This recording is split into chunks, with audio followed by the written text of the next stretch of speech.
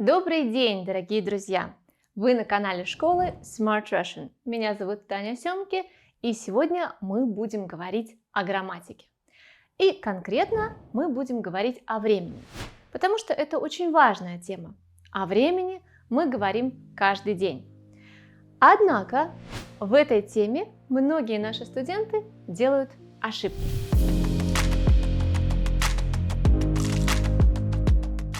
Мы будем отвечать на вопрос «когда?». Конечно же, в русском языке в разных ситуациях мы используем разные предлоги, чтобы говорить о времени. Но сегодня мы будем говорить только о двух предлогах – «в» и «на». Почему? Потому что очень часто наши студенты не знают, когда использовать «в» и когда нужно использовать «на». Мы даже нарисовали специальную таблицу, где есть все предлоги времени. Ставьте лайк, если у вас есть такие же проблемы с предлогами, и напишите о них в комментариях. Какие слова мы используем, когда говорим о времени? Час, день, неделя, месяц, год, век. В плюс час, в 2 часа, в 3 часа и так далее. Во сколько открывается этот магазин? Этот магазин открывается в 9, а закрывается в 8. Обратите внимание, что даже в вопросе мы используем предлог «в». Во сколько? Когда твой самолет? Мой самолет завтра в 14:35.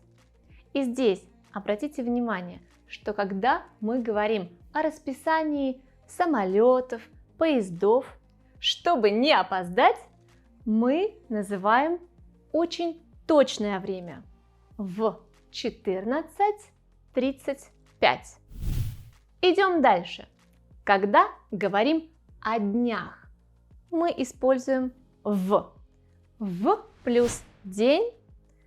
И это ситуация, когда мы должны использовать аккузатив. Винительный падеж. В пятницу, например. В субботу. В среду. Вы слышите? Это винительный падеж. Примеры. В России рабочая неделя начинается в понедельник, а заканчивается в пятницу. Вы слышали? Я только что сказала в понедельник, в пятницу. Это происходит потому, что слово «понедельник» начинается на глухой согласный «п», точно так же, как и слово «пятница». По закону фонетической гармонии перед глухими согласными предлог «в» звучит как «ф».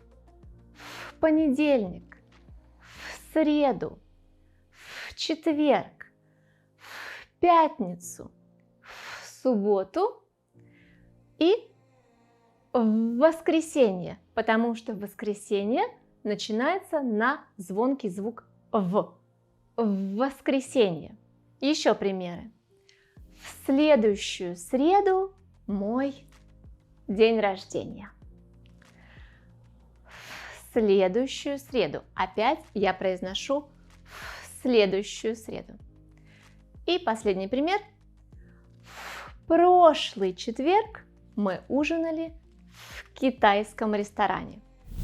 А сейчас подписывайтесь на наш канал и нажимайте на колокольчик, чтобы первыми узнавать о новых видео.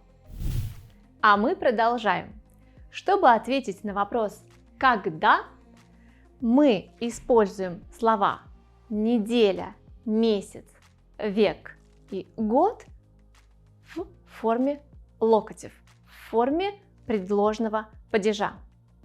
Примеры. В следующем месяце я начинаю работать в новой компании.